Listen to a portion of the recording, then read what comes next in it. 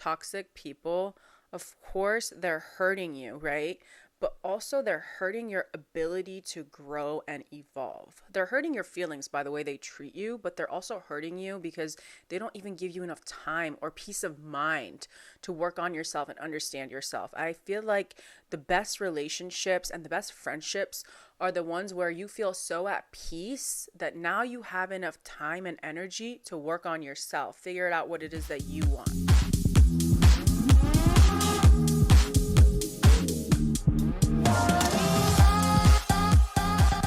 Today's drink is coffee because I need it, because it has been the longest day ever, and I feel like Virgo moon transits, I have a love-hate relationship with them because I feel very productive and like I'm getting a lot of shit done that I've been putting off for a while.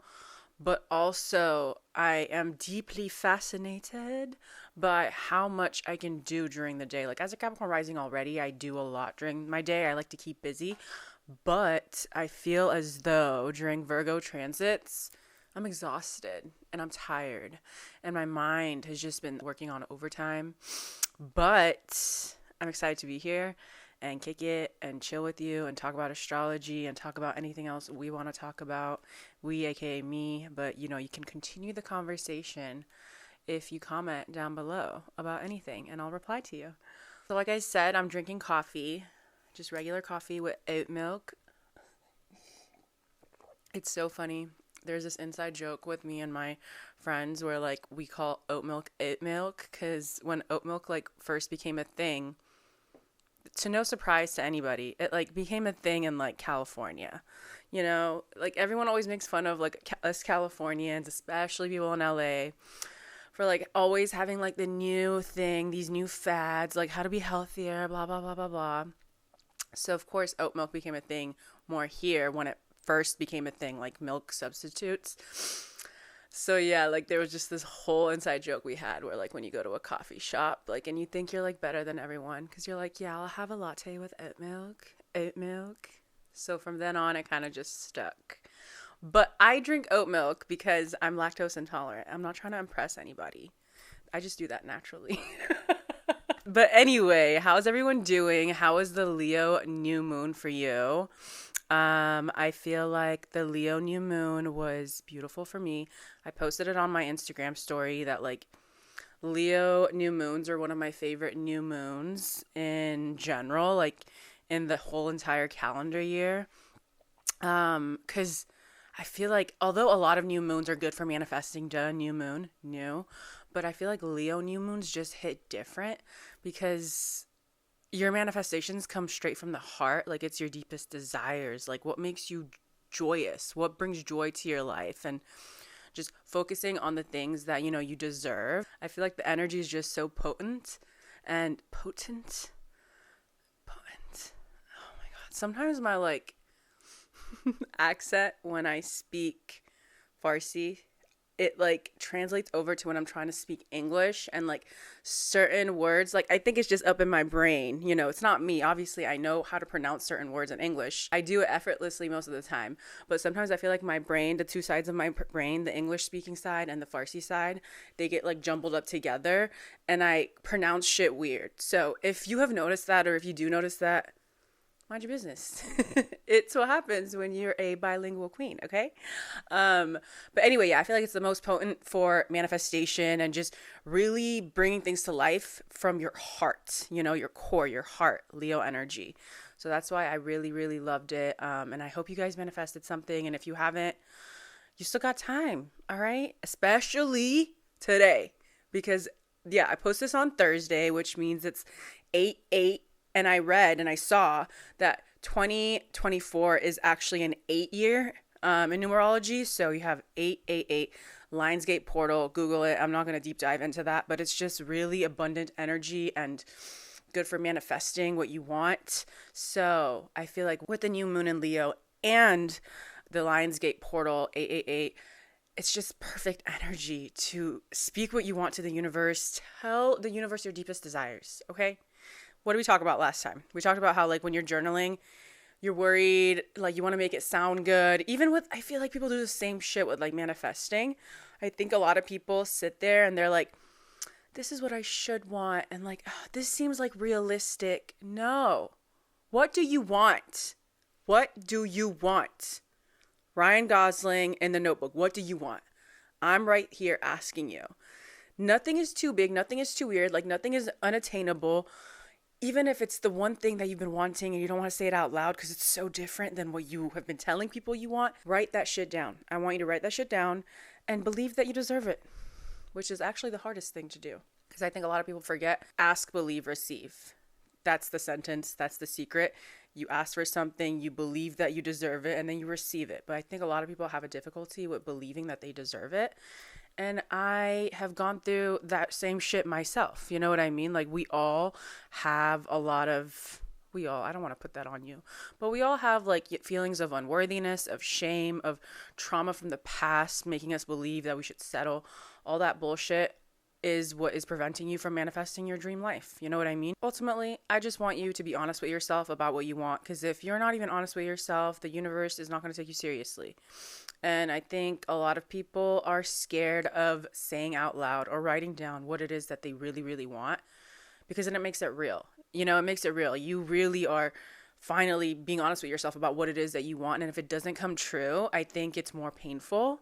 So I think a lot of people just aren't specific enough about what they want because they're scared of not getting it once they admit to themselves that that is the thing that they're ultimately hoping for in this life. And it could be multiple things. But yeah, that is my little spiel about Leo new moon and Leo energy and the Lionsgate portal.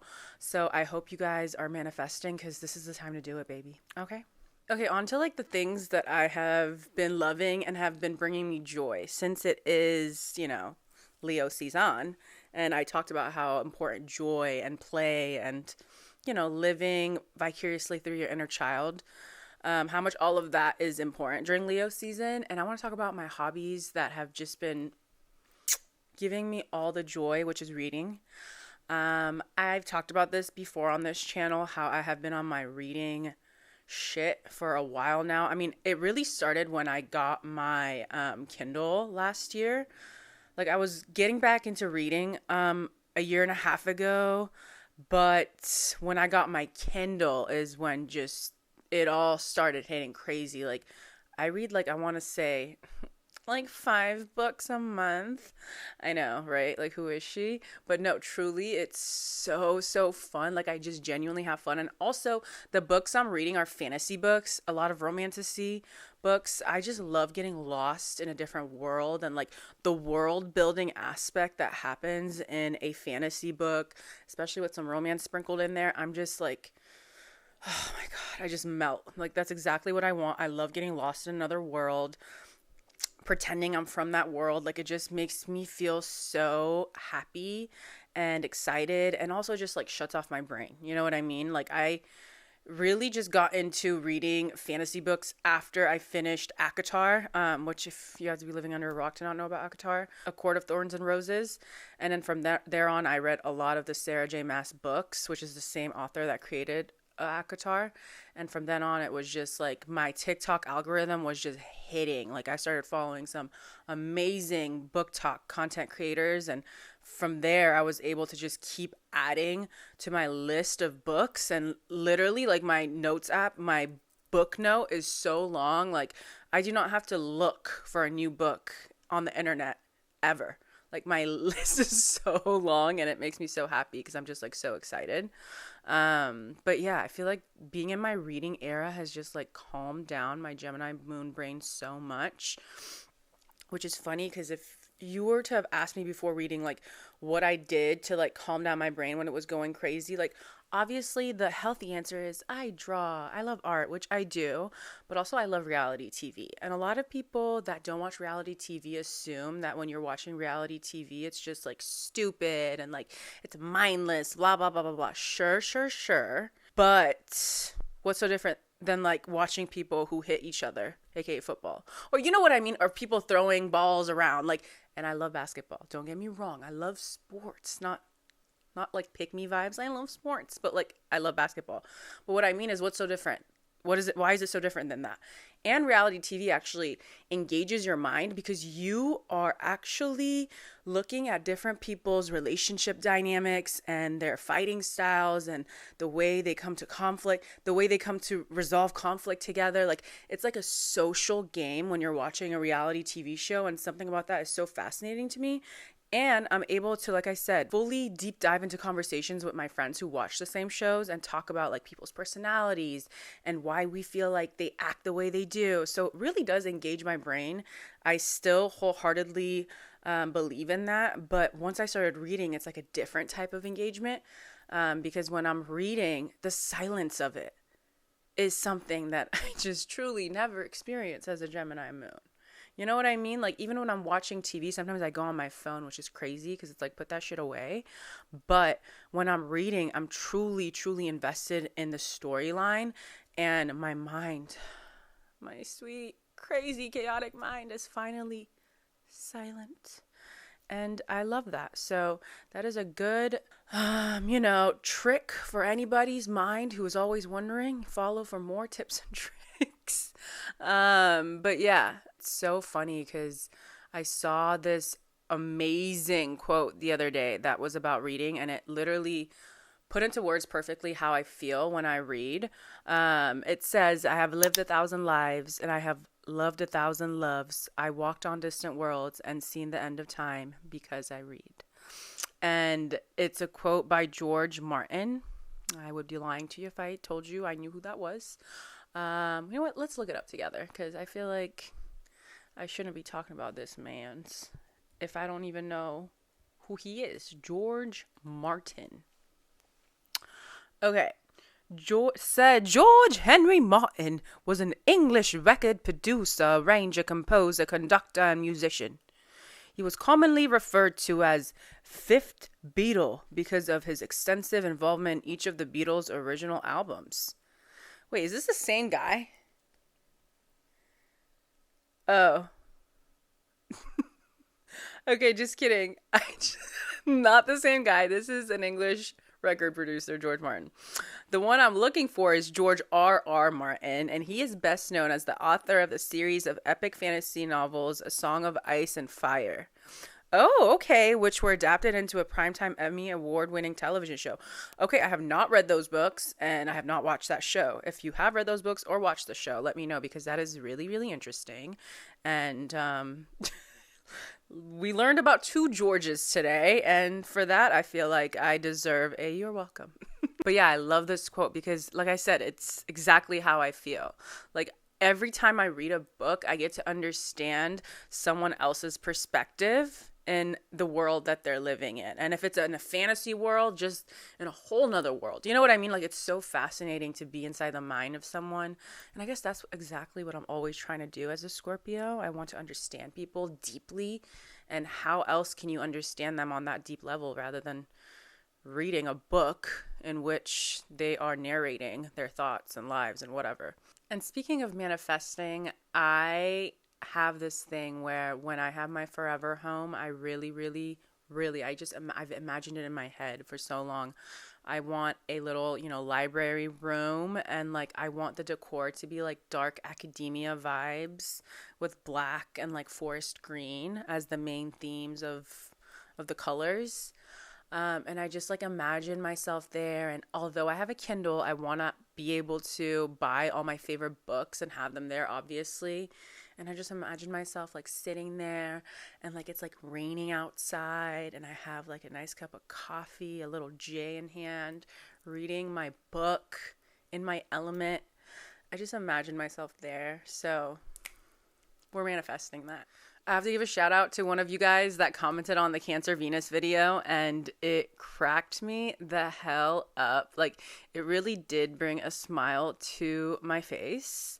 Because one of you said, as a Cancer Venus, this video is so accurate, I feel like you're stalking us. First of all, that is literally exactly what I aspire to do. The fact that I've taken my understanding to this type of level where you feel like I'm stalking you, I'm very, very, very, very honored, because that just shows how much I am good at what I do.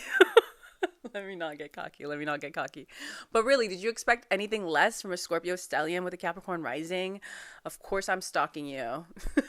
But yeah, comments like that make me so happy. And I just want to say thank you. And I can't wait to share more of my astrology insights with all of you. Also, I feel like this is the perfect time to, again, plug the new segment, Astrology Hotline. I'm going to put the email here if you have any astrology questions, opinion-based, synastry, whatever. Just send me an email to that email inbox, and then it can be featured on an episode, okay? It's a little foggy in here. Okay, let's get into some fun astrology topics. And I thought, well, I didn't think, it just happened perfectly. We could do some Olympic astrology topics because a few of them popped up. And I was like, I need to talk about this on the podcast because I know the people will love it. So, I don't know if you guys saw, but this Olympian basically lost his wedding ring in the Seine River in Paris. And this was his response to his wife because he obviously felt bad. He said, "My ring will stay forever in the riverbed of the city of love. And if you want, we'll throw yours into that river too. So they'll be together forever. And we'll have one more excuse to, like you've always asked, renew our vows and get married anew." Like, oh my God. If that is not the most romantic shit ever. Because listen, I would be sad, you know what I mean? If, let's say, my man was in the Olympics and he tells me that he lost his ring, I'm not going to, like, it's an accident. Like, what you going to do? But I would still be sad. But him saying that shit to me, oh my God. Yeah, it's fine. Yes, our love is living eternally in this beautiful fucking city. Like, are you kidding me? I'm so here for it. So I was like, obviously, what is his sign? Like, wow, what a romantic. What is his sign? I looked it up and he's a Gemini. And before anyone says, oh my God, Gemini, I would have thought like Pisces or like I would have thought Libra. You guys be forgetting that Gemini, the trickster, is also a poet. You know, Mercury shows love through words often. As long as Gemini feels like they want to show that side of themselves to you, they will sweep you off your feet with their words and how they communicate to you. Like, truly, they can be the biggest romantics. And especially, you know, if you've tied one down to a marriage, especially when they take a relationship seriously, they will tell you the most romantic shit ever. It's just not something that they do often in every relationship. The power of Mercury really does help Geminis communicate in such a beautiful way. And that's why they're also known as the trickster, right? Because they can genuinely make anything sound good, make it sound like it was your idea, make it sound like it's the best idea. So because of that, I do love a lot of Gemini placements because they know how to make you feel special with their words, you know? I really like that, and I wanted to share because I thought that was so funny and fascinating, and I think he made it up for her through that wonderful, wonderful poem or, you know, text, whatever it was. How did they get a hold of that? Probably like an Instagram post, right? Yeah, that would make sense. Okay. Like they found his text. What an invasion of privacy. Come on, think, Sarah, think. Okay, another Olympics astrology thing. And when I say astrology, it means something happened in the Olympics and I figured out their signs to make it an Olympics astrology thing. The next thing that I saw, Katie Ledecky. I hope I pronounced that right. She's in the American swimming team. I saw, oh my God, I'm going to post it here because I feel like you guys have to see it. She was so far ahead of her competitors that for like a shot, when you're looking at the TV screen, you don't even see them behind her. That's how far ahead of the competition she was. Like, I was mind blown. I was like, who is that superstar? Like, God damn, she's freaking killing it. And I would hate to be her competition just because, like, you have no chance. Like, I would be kicking my feet, throwing a hissy fit if I found out she was in a swimming race with me. Because I'm not like an excellent swimmer, but like, you know what I mean? Even if I was on that Olympics level swimming shit, I still would be so sad knowing that like gold is nowhere in the realm of possibility for me when Katie Ledecky is up in here. So I'm like, oh my God, like just let her live in the water. Clearly this is where she should be. I'm like, what is her sign? What is her sign? Because I don't know. All that water. You're doing so good in all that water. So I looked her up and she is a Pisces. Swim, little fishy, swim. So that's a win for the Pisceans. That's a win for the Geminis. Like, this isn't just Olympics wins. Like, your star signs are really doing their big ones out here. And that just made me so happy. Like, of course, a Pisces is the one that is swimming way ahead of every other competitor in this race. She's thriving. This is what she was meant to do. And I just love that so much. One of my favorite reasons to watch the Olympics, they're doing what they're best at such a high level, right? And even when I was watching like the gymnastics team in the Olympics, I got so emotional because I realized, like, if you think about it, how often do we get to see people's faces and their reactions as soon as they realize that their biggest dream just came true? Like, really think about that. Because that's what we experience when we watch the Olympics. When they nail their landing, or you know what I mean, when they get first in that race, that look on their face, like we're literally seeing these people's biggest dream come true. And every time I saw that look on their face, it made me feel all warm and tingly and happy inside because I just couldn't help but be so happy for them. You know what I mean? Like, that is just... oh, that is just so sweet. And I love to see people's dreams come true. I really do. And I think when you've been working that hard and for so long and made so many sacrifices, there's just something so beautiful about getting to that finish line. Even the people that have made it there, like, obviously you want gold or silver or bronze, but like, even to just make it there is such a badass thing to do. And I'm just so happy for all of them. I really am. And I love seeing, like I said, people achieve their biggest dream and get the recognition that they deserve. Makes me so happy. Okay, so I saw this article that was a trip and it made me think. And every time something makes me think and I want to talk about it more is what I bring and I raise to you guys. I raised the topic to the people. I saw it. I'm going to post it here. Climate change is messing with time more than previously thought, scientists find. And I was like, that is interesting. How? You know, who, what, where, how? And yeah, essentially like satellite images of the Earth centered on the North Pole melting polar ice is messing with time and altering the length of each day. Like, really think about that and digest that. How? That is insane.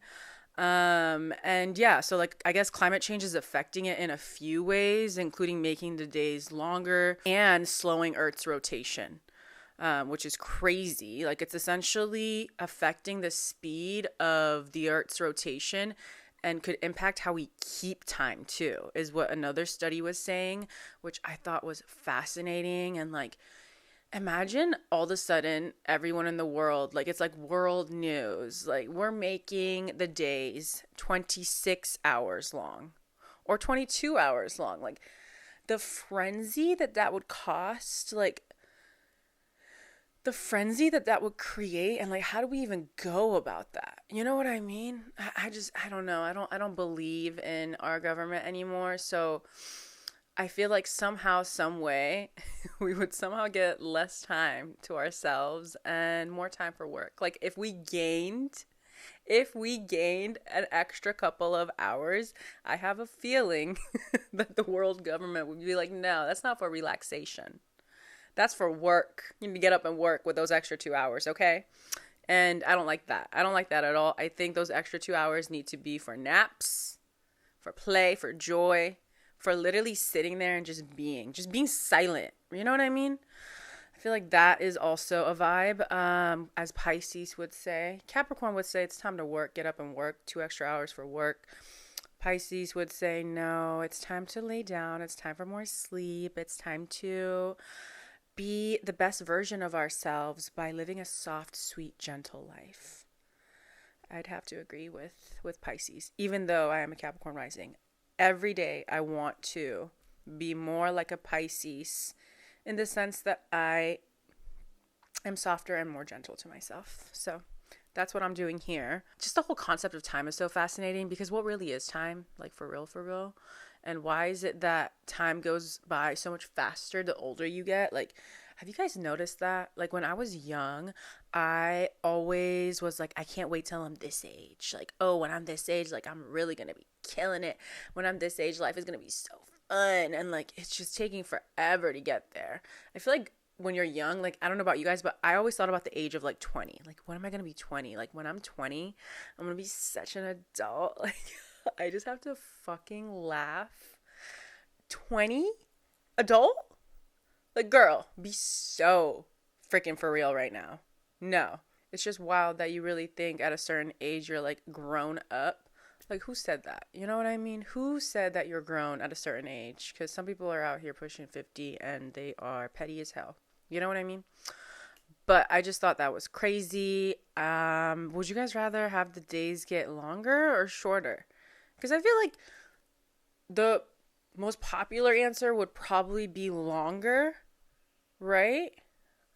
But what if we got shorter and we just got less working hours? I mean, that would never happen. Maybe I'm being negative. Maybe that will happen. I feel like that would never happen. But I would be down with less hours as long as those hours are taken off of the workday. Say it with me if you agree. Yep. The people says so. I saw this really deep quote and I had posted it on my Instagram story and I had thoughts about it, so I thought it would be fun to talk about. I'm going to post it here as per usual. And the quote says, "When you are not fed love on a silver spoon, you learn to lick it off knives." And that shit, ugh, I don't know about you guys, but that hit for me. Like, what? Really, really try and dissect and understand that. When you are not fed love on a silver spoon, you learn to lick it off knives. So when love isn't easily given to you, when love isn't something that you've come to this world and just learned that you deserve it because it's given so easily to you, you learn to accept it from the most dangerous people. And when you're licking something off of a knife, it's a gamble, right? Like, you want it so bad that you're willing to hurt yourself in the process. And that is just insane. That is insane to me because it's so true. If you think it's that hard to receive, you get what you can get. Beggars can't be choosers. And it sucks because it takes a while for you to realize that if you're not receiving real, authentic, genuine love, you can just give it to yourself. You know what I mean? Like, the whole concept of, like, self-love. Like, if you have self-love and self-respect, you don't just allow people to walk all over you. You don't stay in toxic relationships and friendships and maintain contact with your toxic family when you know you deserve the real thing, the authentic, real love. But when you don't know how to give yourself that kind of love, you do accept it anywhere. You know, you always accept it anywhere because you just don't, there's no other source for you to receive it. But when you finally start pouring into yourself and understanding, like, self-love and self-acceptance, I think that's when you stop trying to lick it off the knives. You know what I mean? Because, like, that is, like, desperation right there, you know? Like, especially I feel like when you have been in a toxic relationship, friendship, just back to back to back, you just almost assume that that is the only way that it is given.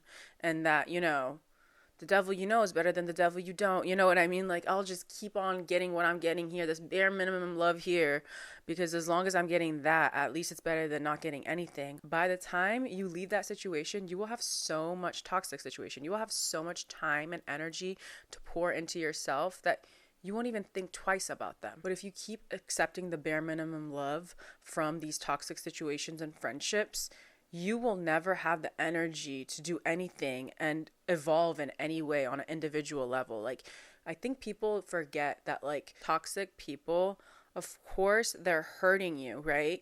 but also they're hurting your ability to grow and evolve. They're hurting your feelings by the way they treat you, but they're also hurting you because they don't even give you enough time or peace of mind to work on yourself and understand yourself. I feel like the best relationships and the best friendships are the ones where you feel so at peace that now you have enough time and energy to work on yourself, figure out what it is that you want, figure out how it is that you want to grow and evolve in this life, what goals you want to go after.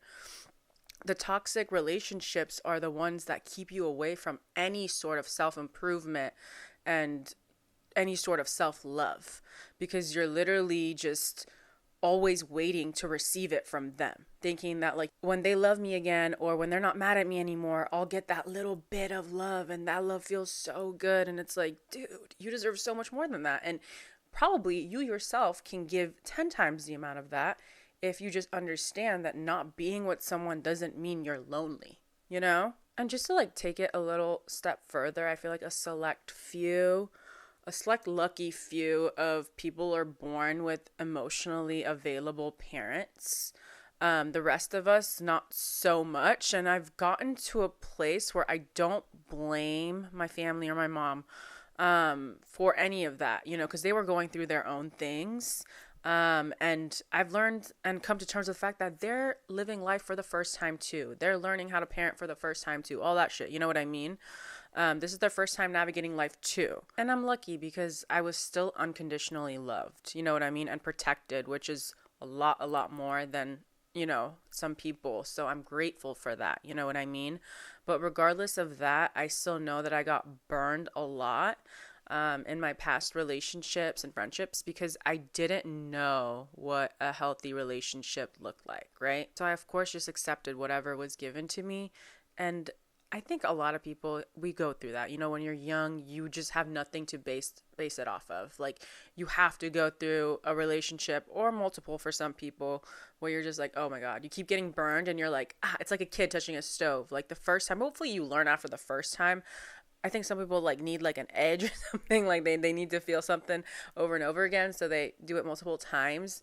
But truly, once you experience true love or like even like just a deep level of respect in a relationship or friendship or a job where you feel valued, you can never go back to the slums. You know what I mean? All it takes is that one really good friend, that one really good relationship. And your first relationship where you love each other and respect each other, that doesn't always mean it's your last relationship. Other things can, you know, not work. But knowing that you still received unconditional love and you received acceptance and received respect, once you experience that, you can never go back because you're like, oh, like this is what it's supposed to be like and this is what I deserve. Now, don't get me wrong. Sometimes it will take a while for you to accept that or believe that you deserve it. See, it all comes back to the word deserve.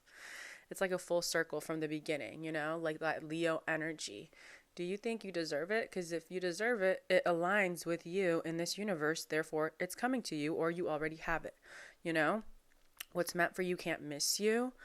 And I think a lot of us have a really, really big problem with the word deserve because we tell ourselves this story of like, why me? And like, why do I deserve it? Like, probably so many other people want it. Why is it me that gets to have it? You know what I mean? I've had these thoughts before about a lot of things.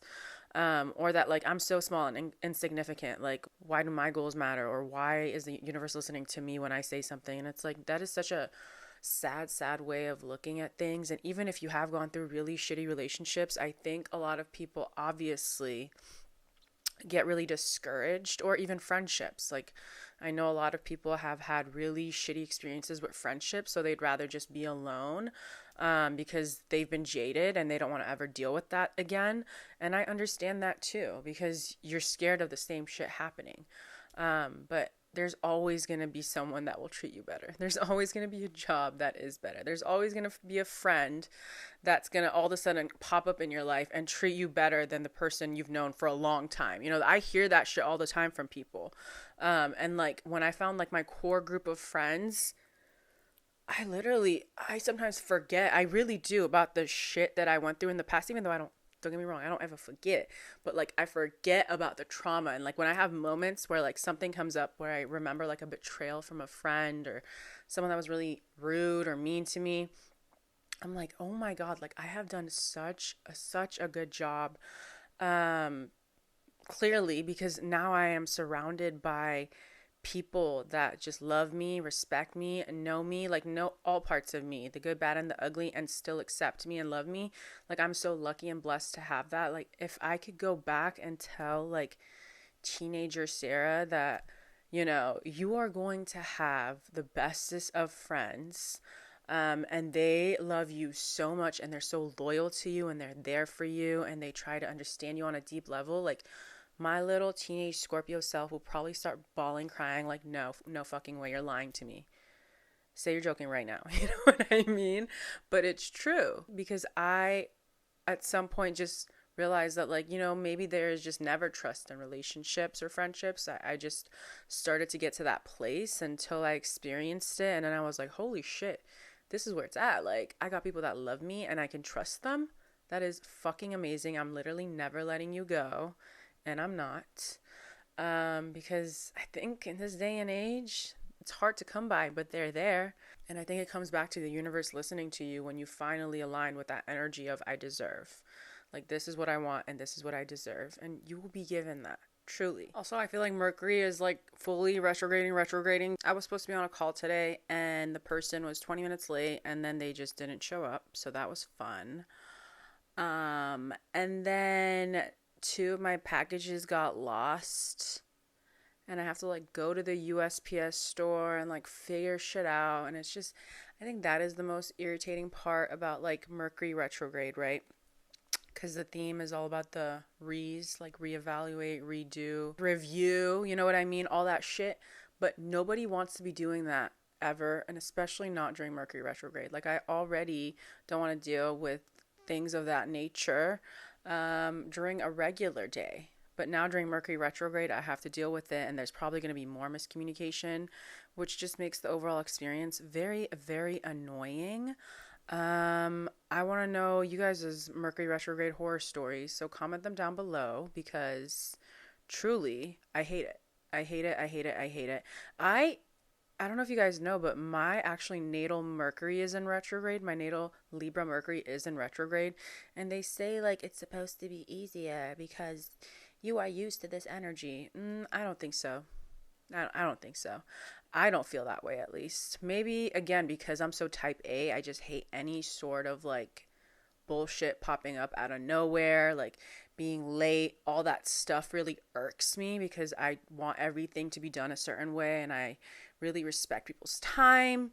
So it really bothers me when shit like that happens. Again, I will be mindful, and I will give people grace because it is Mercury retrograde, and not a lot of people even know that it's Mercury retrograde that's making them act that way.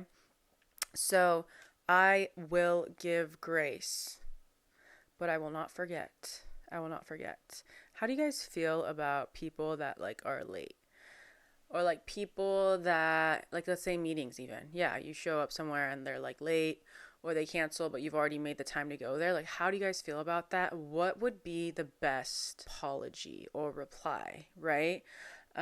Because for me, I feel like it needs to be brought up by them and they need to apologize. Do you know what I mean? Like, I don't ever want to go somewhere, or I don't ever want to be like disrespected like that and they just like don't bring it up and they just like shove it under the rug. Like, that is probably even more annoying because I'd rather you just admit that what you did was fucked up and that you're sorry. That's it.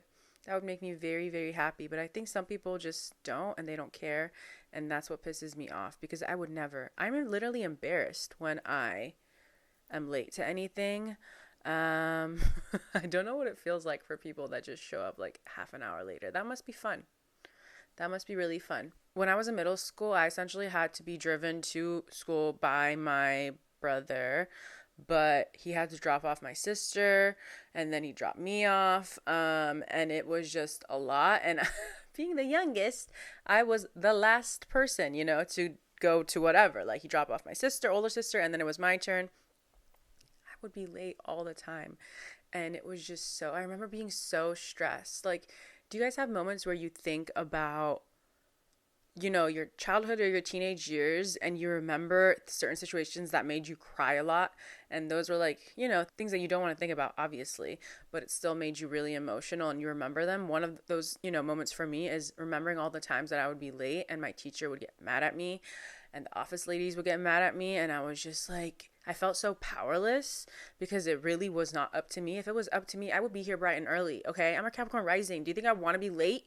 Like, that's what I wish I could have told them, but I was just so overwhelmed by my emotions and embarrassed to be walking in late again, and it was just a lot. And it just made me so, so sad thinking about that, and I think that is probably one of the reasons why I get very, very triggered when people are late or when I am potentially late. Like, I take that shit very seriously. That's why I always, always, always give myself enough room for error. And also, living in the city and working in the city, I've learned to always go a little earlier than normal because you just never know how the trains are going to be. So because of that, I'm just like, people have no excuse. Like, just manage your time better and communicate with people. Like, how hard is it to communicate with people when you're running late? It's the right thing to do, okay? It's called respect. Learn about it. On another note, I'm so excited because actually this weekend I'm going to Outside Lands, which is a festival here in the city, music festival in the city. It's a 3-day festival. I'm so excited. It's crazy because Outside Lands is like a known festival in San Francisco. Like, it's just always been a thing. And I've lived here for so long and I haven't gone to Outside Lands ever, which is crazy. I've gone to so many other festivals, ones that are out of state even, and I have not gone to Outside Lands, and I'm so excited to experience my city's festival. And the funnest part of it is just knowing that, like, my apartment is like right there.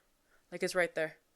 I'm not like way out in the boonies. Like, I'm not in another state. Like, the safety of knowing that my apartment is right there makes me so happy, and it makes me even more excited. Is this adulting? Like, just knowing that my home is nearby makes me feel so safe and happy.